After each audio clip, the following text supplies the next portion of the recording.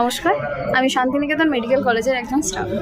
আপনাদের আনন্দের সঙ্গে জানানো যাচ্ছে যে শান্তিনিকেতন মেডিকেল কলেজ এবং হাসপাতালের উত্তর পূর্ব ভারতের জন্য একটি যুগান্তকারী মানবিক কর্মসূচি হিসেবে থ্যালাসেমিয়া সচেতনতা ও চিকিৎসা উদ্যোগ চালু করতে চলেছে।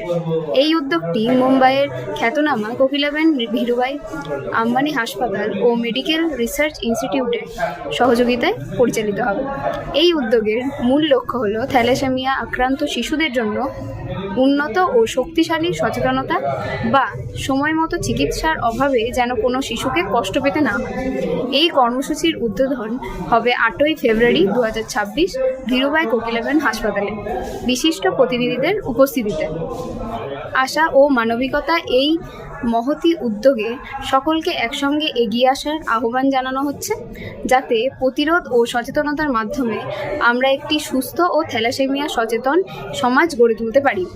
কারণ প্রতিরোধের শুরু সচেতনতা থেকেই প্রতিটি শিশুই একটি সুস্থ ভবিষ্যতের অধিকারী। ধন্যবাদ।